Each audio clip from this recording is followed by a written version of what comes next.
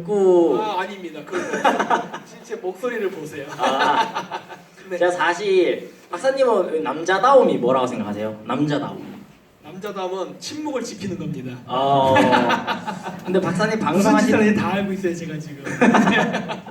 박사님 근데 방송하시는 거 보면 뭐 2시간, 3시간씩 말 되게 침묵을 안 지키시고 잘하셨던 것 같은데 일단 저는 개인적으로 남자다움은 좀 아까 전에 침묵이라고 말씀하셨지만 저는 여유가 있는 거. 근데 이제 이런 것들을 이제 남자다움이라 생각하셨는데 사실 이번에 무대에서 제가 박사님한테 노래를 한 곡 신청을 해볼까 했었어요. 못해요, 진짜. 목이 갔습니다. 감기 걸렸어요. 네. 그래도 좋아요. 준비를 아예 안 해왔어요, 그래서. 네, 그래서 지금 목이 근데 아까 전에 많이 이렇게 힘들어 하시더라고요, 목을. 그래서 이것도 실내라서 공기가 안 좋아서 다음 기회에 제가 이제 여러분들한테 던져 드리는 거예요. 박사님이 연습할 수 있도록 여기다 던져 드리는 거니까 채팅 같은 거 뭐 슈퍼챗 같은 거 이제 박사님 힘내시라고 쏘실 때 그 끝에 노래 이런 거 붙이시면 좋지 않을까 이런 생각을 합니다. 근데 제가 이 이야기를 왜 했냐면은 박사님 목이 지금 상태가 안 좋으시고 된 게 많은 활동을 하시는 것도 있겠지만 여성분들이랑은 또 노래를 즐기시더라고. 혹시 다 보셨어요? 네. 그래서 한번 그 함께 즐겼던 여성분을 한번 강제로 한 거지. 그 여성분을 한번 모셔보도록 하겠습니다. 우리 꽝맨님 박수 부탁드립니다. 네, 선택해서 앉으시면 됩니다. 네, 둘 중에 한 네, 군데 둘 중에 한 앉으면 분이면 됩니다. 선택하시면 됩니다. 네, 역시. 네, 둘이 이제 알아서 진행하시면 될 것 같은데. 왜? 삐졌어요, 그것 때문에? 자, 지금 꽝맨님, 여러분들 꽝맨님 다 아세요? 네. 꽝맨님 같은 경우는 이제 반중을 알리는 데 있어서 주로 꽝맨님이 일단 소개를 해주시는 게 좋을 것 같아요. 어떤 식으로 나는 반중을 알리고 있다. 네. 네, 저는 유튜브에서 법안을 중점적으로 다루고 있는 그러면서 반중 친미를 외치고 있는 꽝매라고 합니다. 법안뿐만이 아니라 우리 예산안에 대해서도 얼마 전에 다뤘었는데 여러분들 꼭 한 번씩 봐주셨으면 좋겠어요. 감사합니다. 이게 왜 꽝맨님은 이 많고 많은 방법 중에 하필 법안을 선택을 하셨는지 하필이라는 것도 좀 이상하네요. 네. 이따가 PPT에서도 보여드릴 건데 제가 처음 법안을 알게 된 게 9월 9일에 조국이 임명 강행이 되고 나서 출입국 관리법이 개정이 되기 시작했어요. 개정 발의안들이 나오기 시작했어요. 사람들이 이게 외국인의 유입을 확대시킨다고 해서 같이 동참을 해서 반대를 하자라는 그 운동을 벌였었는데요. 그때부터 관심을 갖기 시작했습니다. 저도 그 전까지는 몰랐어요. 그때 보고 놀랐죠. 와, 이런 게 있구나. 우리가 정말 알지 못해서 저들이 악법을 만드는데 내버려두고 있는 것이 아닌가 싶어서 여러분들께 저라도 알려드리고 싶어서 시작하게 됐습니다. 네, 굉장히 좋습니다. 저는 오늘 이 꽝맨님 나오신다길래 법안을 하시는 이유가 저는 법안이 또 중요하다고 생각을 해서 되게 좋게 보고 있었거든요. 그래서 제가 중요하다고 생각했던 거는 결국 이 정치인들이 친중이냐 반중이냐는 결국에는 법안에서 이 사람이 무슨 법안을 신청을 했느냐, 어떤 법안에 동의를 했느냐에 따라서 결국에 갈린다고 봤거든요. 박사님께서는 뭐 이런 법안에 뭐 이런 뭐 정치인이라든가 뭐 구체적인 이름을 언급하기가 조금 뭐 껄끄러우면 대표적으로 이런 것들이 있는데 이런 식으로 뭐 하는 애들이 좀 조심하면 좋겠다, 좀 우리가 관심을 가지면 좋겠다, 그런 게 기억나는 법안 같은 게 있을까요? 그러니까 그 최근에 여러 가지 그 방공에 관련된 것들, 그 다음에 개인 정보에 관련된 것들 하는데 얘들 말할 때 보면 굉장히 좋게 말합니다. 일반 대중이 듣기에. 예를 들어 뭐 편의성, 뭐 국민들의 알 권리 뭐 이런 식으로 얘기하는데 이건 다른 말로 하면요 보안을 약화시킨단 말이에요. 근데 이 말을 빙빙 돌리거나 그 다음에 또 이제 그 군 부대를 해체하는 문제 이런 거 얘기할 때도 군 부대 해체하면 반발을 가지니까 뭐 남북한의 뭐 이해와 뭐 화해 분위기 조성 뭐 이런 식으로 말을 하면서 이상한 짓을 한단 말이에요. 근데 이런 법안을 통과시키는 국회의원들을 몇몇을 보면요 얘네들이 항상 이런 일을 했던 사람들이 합니다. 예, 그래서 그런 사람들을 조심해야 되고, 그래서 우리가 법안이 나오면은 그 아름다운 문구보다는 그 문맥 전체를 보고서 이게 어떠한 영향을 끼치게 될 것인가를 같이 연기해서 봐야 되는 것이 굉장히 중요하다고 봅니다. 네. 네, 저 같은 경우도 이 법안이 중요하다고 생각하는 게 결국에는 이 정치인들의 어떤 흔적으로 일종의 뭐 흉터라고 할까요? 그런 걸로 남는데 외국인 지문 날제를 폐지한 분이 강금실이라는 분이 계세요.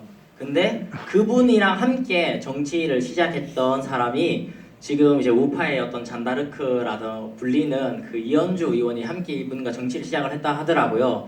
이제 이런 것들을 우리가 통해서 사실 뉴스 기사 같은 것들은 기자의 어떤 의도나 또 매체에 따라서 왜곡되는 게 많은데 이 사람이 어떤 법안을 발의했다. 결국에 이거는 우리가 객관적으로 드러나는 거기 때문에 아까 박사님이 말씀하신 대로 뭐 여러 가지 미사 여구에 현혹되지 않고 그 법안을 누가 발의했는지를 명명백백하게 본다면 이 사람의 성향을 확실히 알 수 있지 않을까 생각을 합니다.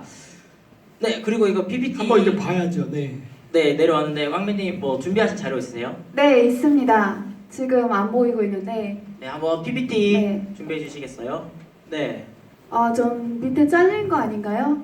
스크린이 네.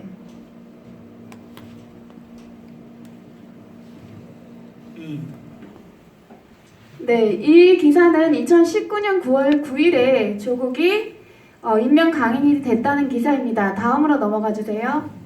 이렇게 무리하게 임명 강행을 한 데는 저는 이 이유가 있다고 봅니다. 출입국 관리법 일부 개정 법률안이 제안일 2019년 9월 11일로 해서 올라온 게 있습니다.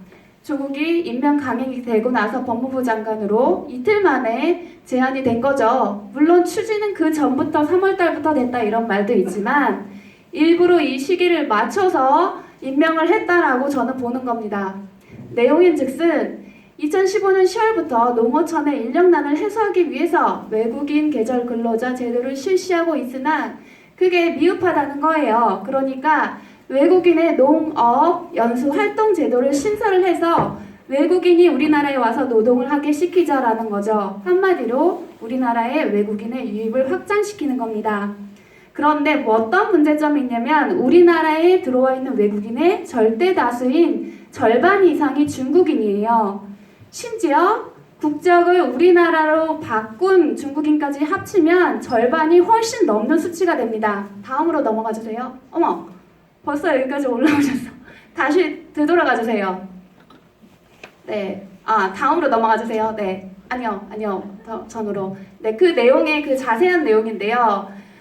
이 법안 안에 뭐랄까 세부 내용인데. 보시면 아실 거예요. 물론 읽으실 때 따분하실 수 있습니다만 읽어보면 네, 제가 읽어드릴게요. 네. 농업기술 연수활동을 하는 외국인 이하 농업기술연수생이라 한다. 의 적정한 연수활동을 지원하기 위하여 필요한 조치를 하여야 한다. 농업경영체 및 지방자치단체의 지정 농업기술연수생의 모집, 입국 등에 필요한 사항을 대통령령으로 정한다. 농업기술연수생의 연수 장소 이탈 여부, 연수 목적 외의 활동 여부, 그 밖의 허가 조건의 위반 여부 등에 관한 조사 및 출국 조치 등 농업기술연수생의 관리에 필요한 사항은 법무부 장관이 따로 정한다. 네, 여기에서 보시면 아시겠지만 법무부 장관은 농업기술연수 활동을 하는 데 지원을 해줘야 하고 외국인이요. 그리고 거기에 필요한 사항, 모집, 입국 이런 부분에 대해서는 대통령령으로 정한다고 되어 있습니다. 신설되는 부분이요. 그런데 또 중요한 부분은 연수 장소를 이탈하거나 연수 목적 이외의 활동을 하고 위법 활동을 하는 데 있어서 그것을 관리하는 게 법무부 장관이 따로 정한다는 내용입니다. 그러니까 조국의 관리하에 들어가게 된다는 거겠죠. 다음으로 넘어가 주세요. 네. 이거 맨 위에 있는 건 2016년 7월 27일 기사인데요. 국내 체류의 외국인이 200만 명을 돌파를 했는데 2021년에는 300만 명으로 전망을 한다라는 내용입니다. 거기에 보면 국내 체류 외국인의 절반은 중국인이며 라고 되어 있는데요. 실제 수치는 50.6%, 절반이 훨씬 넘습니다. 국적이 바뀐 사람들을 제외하고 국적이 중국인인 사람들이 말입니다. 그러니까 국적이 한국으로 변한 사람까지 치면 훨씬 많은 수치가 중국인이 들어와 있다는 거예요. 그래프 보시면 아실 수 있듯이 중국이 압도적으로 1위입니다. 다음으로 넘어가 주세요. 네, 저거는 출입국 관리 통계를 제가 들어가서 캡처해 온 거예요. 2019년 10월 말 현재 체류 외국인은 248만 1,565명으로 블라블라 하고 나서 국적별 체류 외국인은 중국 44.0%, 109만 1,833명인데요. 지난달에 비해서 지난달에는 110만 명이 넘었습니다. 줄었습니다. 그리고 2016년에 비해서 그 비율이 절반이 안 되게 바뀌었죠. 왜 그럴까요? 그건 2017년 12월 19일에 국적법이 간이기여 요건이 생기면서 바뀌었기 때문에 우리나라 국적을 취득한 사람이 많기 때문이라고 봅니다. 네, 그리고 밑에 보시면 인천대에서 어학연수 받던 외국인 164명 자취를 감춰 조사 중이라는 내용이 있습니다. 2019년 12월 10일 최근 기사예요. 이것으로 무엇을 알 수 있냐면 우리나라에 들어오는 요건은 완화가 됐는데 들어와서 사라지고 불법 체류자가 되는 중국인들도 많아지겠다라는 걸 알 수 있겠죠. 실제로 그 수치가 증가하는 것을 보여주는 것이 밑에 통계에 나와 있습니다. 맨 하단에 보시면 2015년에서 2016년을 넘어가는데 불법 체류자는 21만 4,168명에서 20만 8,971명으로 오히려 줄었어요. 그런데 2016년에서 2017년에 넘어갈 때 25만 1,041명, 무려 4,000명이 넘는 4만 명이 넘는 수치가 차이가 나죠. 그리고 2018년에는 기하급수적으로 올라갑니다. 10만 명이 넘어요. 네, 다음으로 넘어가 주세요. 그러니까 법무부 장관 소관으로 관리를 하게 하면 어떤 일이 일어났을까? 조국이 물론 조국뿐만이 아니라 추미애가 법무부 장관이 된다 해도 저는 의심스럽게 보고 있습니다. 제가 아까 말씀드렸던 2017년 12월 19일에 개정된 국적법 간이기하법이 지금 우리나라 체류하고 있는 외국인 중에 중국인의 수치가 비율상은 낮게 나타나게 만들어주고 있다는 내용을 여기에 제가 텍스트로 적어놓은 거예요. 그래서 상당히 많은 중국인들이 대한민국 국민으로 호적을 세탁했을 거라고 생각합니다. 다음으로 넘어가 주세요. 이건 제한일이 2019년 9월 20일로 되어 있는 외국인 출입국 관리법 개정안입니다. 여기에 보면 체류 자격 변경, 체류 기간 연장, 체류 관련 각종 허가 심사 기준을 법무부령으로 마련하는 근거를 신설하겠다 이런 내용이 있어요. 법무부령이면 당시에는 조국 아래가 되겠죠. 외국인 또는 외국인을 고용한 자 등이 외국인의 체류와 관련된 신고나 신청하는 민원 있잖아요. 그 민원을 본인이 직접 안 하고 대응을 시킬 때 법무부 장관에게 등록한 대행기관을 이용할 수 있도록 한대요. 그런데 여기에서 또 중요한 게 뭐냐면 법무부 장관의 일부 업무를 민간에 위탁하겠다. 그 근거를 마련하겠다고 해요. 왜 그럴까요? 우리나라에 유입되는 외국인이 많아질 것을 예상하기 때문에 이와 같은 법안을 만들었다고 봅니다. 그만큼 많은 중국인들이 들어올 것이라는 것을 예상할 수 있겠죠.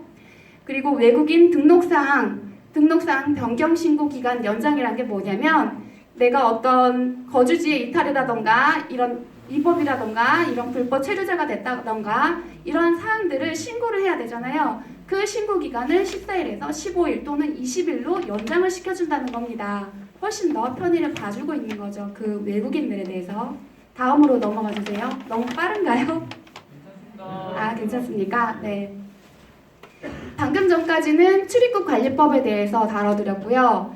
제가 시간이 그렇게 많지 않다고 들어서 자료를 좀 많이 가져왔지만 네. 예, 여유 있게 하셔도 돼요.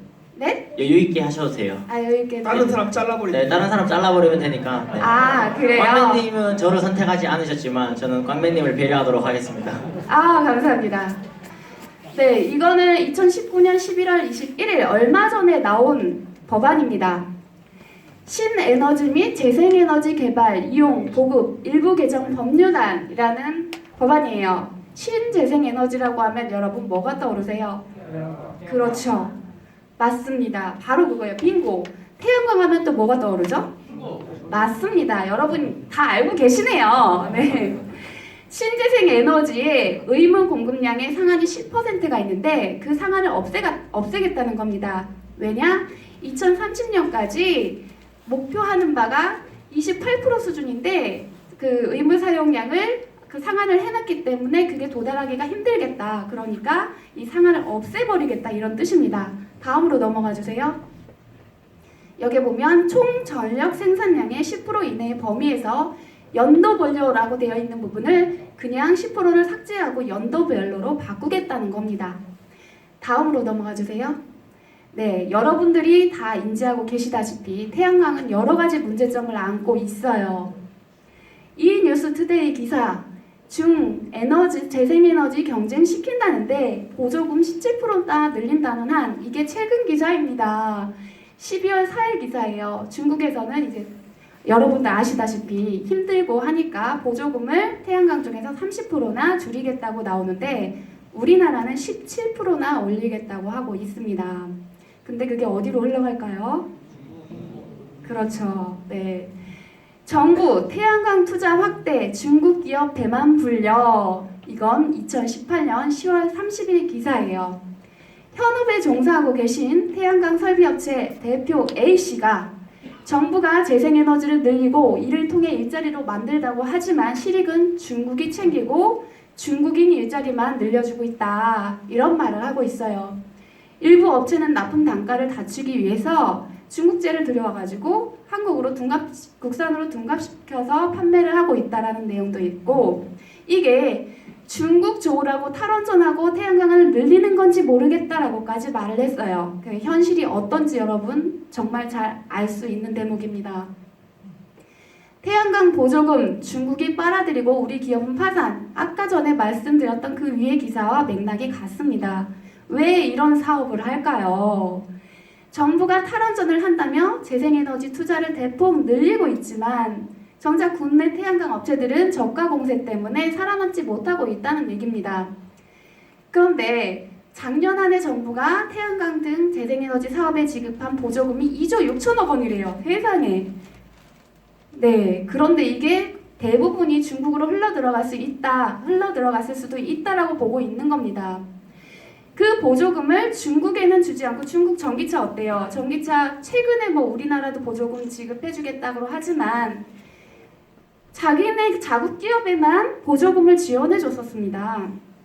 우리도 그렇게 해야죠. 태양광을. 그랬으면 지금의 모양은 달랐을 겁니다. 물론 탈원전을 하고 태양광을 하겠다는 건 무모하고 잘못된 판단이라고 생각을 하지만 보조금을 그냥 지급을 할 거였으면 우리나라 기업에만 줘서 그래도 태양광 쪽의 기술력이 그리고 산업이 우리나라 기업이 국내 기업이 성장할 수 있도록 해줬어야 되는 게 맞다는 겁니다. 네. 그런데 그렇지 않았죠. 그래서 중국 업체들의 우리 보조금 결국은 우리의 세금이 흘러 들어가고 있다라고 말하고 있습니다. 다음으로 넘어가 주세요. 네. 이건 이제 태양광에 이어서 전기차 부분에서도 우리 국민들 내 세금이 중국으로 흘러 들어가고 있다는 것을 보여드리기 위해서 가져왔어요. 전기차. 최근 기사인데요. 글로벌 전기차 군단의 안방 공습 경쟁은 지금부터라고 되어 있는 제목입니다. 중국차 업체들이 무시할 수 없는 가격과 기술력을 가지고 경쟁력 면에서 우리보다 우수한 측면을 가지고 들어온다는 얘기입니다. 한국에. 베이징 자동차가 내년에 3종의 전기차를 앞세워 한국 시장에 진출한다고 선언한 데 이어 바이튼도 안방인 한국 GM의 옛 군산공장 부지에서 전기차를 생산한다. 그런데요 여러분, 우리나라 기업이 이거를 그냥 OEM 한마디로 조립해서 팔게끔 되어 있는 구조로 들어옵니다. 중국인 내에서는 지금 자동차 시장이 포화가 되어 있고 중국 정부의 전기차 보조금이 줄어들다 보니까 보조금 혜택이 큰 한국을 대체 시장으로 선택했다는 게 전문가들의 이야기래요. 분석이래요. 무슨 말이에요? 보조금 혜택이 큰 한국, 우리나라 세금, 우리나라 보조금을 중국에 주고 있다. 그렇게 해석을 할 수 있겠죠. 그리고 여러분, 중국산 버스가 우리 시내를 활보하고 있다는 건 알고 계세요? 아, 많이들 알고 계시군요. 네, 다행입니다. 저는 몰랐어요. 얼마 전에 알았습니다. 여러분, 몇 대요? 50대 도입했다고 합니다, 여러분. 네? 부천에 50대, 부천에만 50대라고 해요. 그러면 훨씬 더 많겠죠. 들어온 줄도 모르던 중국산 전기버스가 국내 시장을 잠식해 나가고 있는 것처럼 선제적으로 대응하지 않으면 어느새 국내 전기차 시장마저 점령당할지 모른다. 우리나라 전기차 내수 시장을 중국에 다 뺏기게 생겼다는 말입니다. 이미 기술력과 경쟁력을 모두 갖춘, 그러니까 가격 경쟁력과 기술력을 모두 갖춘 중국 전기차가 들어오게 된다면요. 그런데 지금 전기버스도 이거 정부 차원에서 진행하지 않으면 누가 진행을 할 거라고 생각을 하겠어요? 네? 보조금 들어가는 건데 그렇지 않겠습니까? 그러니까 이 정부는 의도적으로 이런 일을 하고 있다라고 봐요. 저는 태양광과 전기차만 봐도. 다음으로 넘어가 주세요. 다음 기사는 지엔 군산공장 인수한 명신이라는 회사는 우리나라 기사입니다. 이 회사가 2021년부터 연간 5만 대 전기차를 생산하기로 했는데요. 그게 이제 OEM 방식으로 해서 조립을 한다는 얘기입니다. 한국 지엔 군산공장을 인수한 MS 오토텍, 중국의 테슬라로 불리는 퓨처 모빌리티의 전기차 바이톤 위탁 생산을 계약 체결하고 전기차 생산에 본격적으로 나서기로 했다라는 내용이 있습니다. 군산 전기차 생산 기지로 탈바꿈, 여기에 2,550억 원을 투자를 한다고 합니다. 여기에 보시면 전북도와 군산시는 관련 법령과 조례에 따른 인센티브 제공 등 각종 행재정적 지원을 받을 수 있도록 최대한 협조하기로 했다. 결국에는 행재정적, 금전적으로도 도와주겠다라는 얘기를 하고 있는 겁니다. 그게 어디에서 나오겠어요? 그 금액이. 그렇죠. 여러분들의 혈세. 그렇습니다. 다음으로 넘어가 주세요. 네. 시간이 생각보다 여러분 안구태로 당하셨나요? 네. 네, 문의사항이 예산안이에요. 예산안에서 여러분들이 모르고 지나가실 수도 있는 부분이 있습니다. 여기 보면 3. 경제 활력 및 혁신 성장 예산 부분에서요. 규제 자유 특구 제가 이제 파란색으로 테두리를 해놓은 규제 자유 특구 추가 지정 7곳의 R&D 등 패키지 지원, 반월시와 창원 스마트 산단, 여기서부터 이제 슬슬 냄새가 나기 시작하죠. 남동구미 스마트 산단, 인공지능 산업 융합 지적단지 조성, 강소지구 활성화, 소재 부품 장비 산업 경쟁력 강화. 다음으로 넘어가 주세요. 스쿨존 내 단속 카메라 1,500대, 네, 신호등 2,200대. 이거 민식이법 때문에 이렇게 되는 거죠. 이것들이 제가 지금 파란색으로 테두리를 쳐놓은 것들이 다 스마트 시티와 관련이 되어 있습니다. 직간접적으로. 그리고 수질 개선 시설 신설 및 개량 투자 확대, 이것도 스마트 시티에 관련이 있어요. 도시철도 노후 시설 개량, 이것도 스마트 시티와 관련이 있습니다. 넓게 보면 태양광 또한 재생에너지 또한 스마트 시티, 저들이 원하는 지속 가능한 발전에 필요한 부분입니다. 다음으로 넘어가 주십시오. 네. 도시철도 노후 시설 개량 929억. 국토부 2020년 예산 50조 1,000억. 노후 SOC 보수 균형형 발전의 방점이라는 기사입니다. 12월 11일 기사예요. 여기 기사 내용 등에 보면 도로와 철도 등 기반시설 노후화에 대비해 불량 포장 정비, 노후철도 역사 개량 등등 내용이 있는데 밑에 들어온 스마트시티, 자율주행차 등 혁신성장 선도사업에 중점 투자할 거라고 얘기를 하고 있습니다.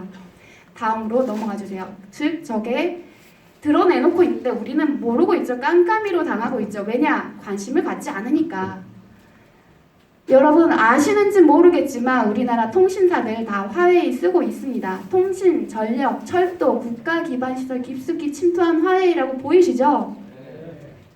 이게 2019년 5월 26일 트럼프가 동맹국들에게 야 너네 화웨이 쓰지 마라. 안보에 안 좋아. 라고 강하게 권했던 그 시기에 나왔던 기사예요. 근데 우리나라는 어떻게 했습니까? 네, 그거 화웨이 쓰는 거 그거 기업 자율로 하는 거니까 모르겠다. 우리는 보류하겠다. 유보하겠다라고 했는데 결국은 그 뜻은 거절한다. 거절한다 이 뜻이죠. 화웨이 장비는 이미 통신과 전력, 철도 등 국가 기반 시설 깊숙이 침투한 상태다. 이런 내용이 있고 지금 최근 4사 모두 사용을 늘리는 추세다. 뭐 SK텔레콤, SK브로드밴드, KT, LG U+ 모두 화웨이를 쓰고 있는데 점점 증가하고 있대요. 증가하는 추세래요. 그리고 결정적으로 또 밑에 보시면 한국전력에도 화웨이가 들어와 있다는 것을 알 수가 있습니다. 공공기관 쪽에도 화웨이가 이미 침투해 있다는 거예요. 이것들이 결국에는 뭐가 되냐? 종합하면 중국의 첨단 감시 통제 체계가 우리나라에 구축되고 있다는 걸 여러분이 아셔야 합니다. 다음으로 넘어가 주세요. 한전 스마트시티 운영 플랫폼 혁신도시 우수 사례로 선정이라는 기사입니다. 나주 혁신도시, 혁신도시라고 얘기하면서 스마트시티를 그 기반 시설들을 지금 만들고 있죠. 다음 넘어가 주세요.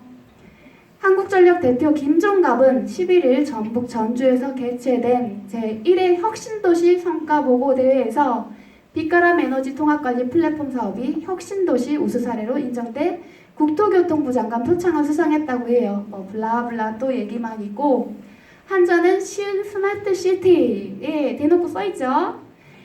국가전략 프로젝트와 세종 스마트시티 여기가 국가 시범도시입니다. 국가 시범도시 에너지 플랫폼 구축 실증 R&D 사업에도 주관기관으로 선정됐대요. 한전이요. 네. 유관기관인 원전에 최근에 중국인을 채용을 하려고 해서 논란이 됐었죠. 뭐 지금은 아주 논란이 되니까 그게 이슈화 되니까 보류를 했다고는 합니다. 그렇지만 우리가 조용히 또 지나면 어떤 일이 벌어질지 알 수가 없어요. 이준호 한전에너지 신사업처장은 이번 수상을 계기로 한전의 에너지 통합관리 플랫폼을 국가 시범도시에 적용해 정부의 스마트시티 정책에 부응하고 스마트시티 확산에 기여할 것이라고 말했대요. 예, 한전이 정부에 개가 돼서 열심히 스마트시티 같이 할게요 하고 있습니다. 다음으로 넘어가 주세요. 네, 다음은 강소지구 활성화랑 소재 부품 장비 산업 이것이 모두가 스마트시티에 연관되어 있기 때문에 한꺼번에 다뤄야 돼요. 부산의 4개의 기업, 강소기업이 뭐냐면 작지만 강한 기업을 강소기업이라고 합니다. 김 지사 강소특구의 기업 270개 유치에 경제활성화 동력 삼겠다. 여기서 김 지사가 누군지 아세요? 네, 김경수입니다. 드루킹의 김경수요. 감옥에 있어야 되실 분이 나와서 이런 일을 하고 계세요. 네, 경남도는 최근 정부로부터 지정받은 창원, 진주, 김해 3개 강소특구를 통해 오는 2024년까지 기업 270여 개를 유치하며 블라블라 강소특구 사업은 창원의 스마트 산단 선도 프로젝트와 함께 시너지. 김경수 지사는 이날 문미호 과학기술정보통신부 제1차관과 함께 강원 강소특구 기술 핵심 기관인 한국전기연구원에서 열린 경남 강소특구 현장 강담회에 참석해 이같이 밝혔다고 합니다. 근데 여기 밑에 보시면요, 기사 밑에 여러분 우주 부품 시험 개발이라고 보이세요? 강소특구에서 우주 부품 시험 개발에 대해서 어떻게 생각하십니까, 박사님? 미사일 개발이에요. 맞죠? 미사일 개발을 우리가 왜 해야 되죠? 이거 북한하고 관계 있지 않을까 싶은데요, 저는.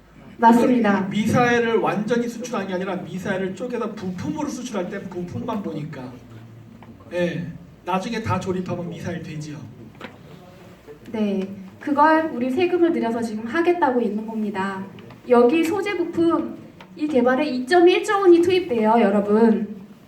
여기 빌미는 반도체, 반일, 일본의 수출 규제라는 얘기를 명분을 내세우고 있지만 저 부분을 보면 심상치가 않다라는 것을 알 수가 있습니다. 다음으로 넘어가 주세요. 네, 수질 개선 시설 신설 및 개량 투자 확대 이 부분 보시면 부산 에코델타 스마트시티 국가 시범도시 착공. 네, 이 수도와 아까 전기 이런 부분이 전부 다 스마트시티에서는 없어서는 안 돼요. 왜냐? 집안의 시설들을 다 구축을 해야 되는 거니까요. 여기 보면 문재인 정부는 급속한 도시화로 발생하는 도시 문제를 빅데이터, 인공지능, 로봇 등 첨단 기술을 통해 해결하고 관련 산업을 육성하는 스마트 시티를 핵심 국정과제로 추진 중이다.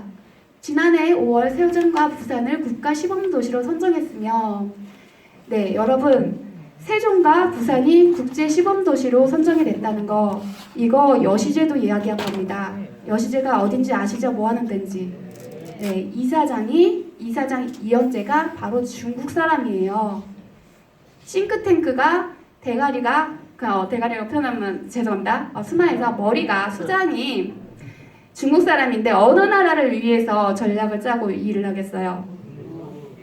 맞습니다. 중국을 위해서 하겠죠. 그런 여시제, 우리가 흔히 친중 여시제라고 말을 하죠. 거기에서도 주구장창 내치고 그 포럼에서 여시제 포럼에서 세종이 그 스마트시티 국제 시범도시라고 얘기를 했어요. 그러니까 지금 정부와 여시제와는 굉장히 긴밀한 관계에 있다고 봅니다. 저는. 다음으로 넘어가 주세요. 네, 부산 스마트시티가 가장 중점을 두고 추진하는 분야는 물관리와 로봇이다. 네, 그러니까 수질관리 개선에 들어가는 세금들도 스마트시티와 무관하지 않다는 걸 이 기사를 통해서 알 수가 있습니다. 다음으로 넘어가 주세요. 수자원공사 환경공기업 변신순환. 네, 뭔 말인가 봤더니 한국수자원공사가 건설공기업에서 환경공기업으로 변신 중이래요. 제가 전에 법안을 막 살펴보다가 아니 왜 그 도시 수도 관리하는 데가 담당이 왜 굳이 바뀌어야 되지? 라고 하면서 무심코 넘어갔던 법안이 있었어요. 그런데 여기서 그 내용을 알 수가 있었습니다. 문재인 정부의 물관리 일원화 정책에 따라서 수량은 국토부, 수질은 환경부가 관리하던 방식에서 탈피해 수량과 수질을 수자원공사가 총괄하게 됐대요. 왜 그럴까요? 스마트시티를 구축하는데 좀 더 편의성을 가지기 위해서 그러지 않았을까 저는 그렇게 생각을 하고 있습니다. 밑에 내용을 보면 국회 환경노동위원회 소속 더불어민주당 신창현 의원에 따르면 현재 수자원공사는 부산 에코 델타시티, 구미 확장단지, 구미 하이테크밸리, 시와 멀티테크노밸리, 송산 그린시티 등 5개 사업지구에서 개발 사업을 한창 진행 중이다. 이거 스마트시티를 구축을 하고 있다라는 내용입니다. 다음으로 넘어가 주세요. 규제 자유 특구 추가 지정 7곳에 R&D 등 패키지 지원. 여러분 이거 그냥 넘어가서는 안 돼요. 우리 개인정보가 다 털리는데도 불구하고 그게 위법이 아닌 구역이 생기는 겁니다. 얼마 전에 데이터 3법이라고도 불리고 개망신법이라고도 불리는 법안들 3가지 아실 거예요. 아시나요? 아, 모르시는구나. 네, 개인정보보호법하고 막는 정보통신망법하고 그리고 신용정보법이라는 게 이게 개망신법이라고 불리는 데이터 3법인데요. 거기에 내용들을 보면 익명으로 처리된 개인의 정보를 수집하고 활용하고 제공하는데 그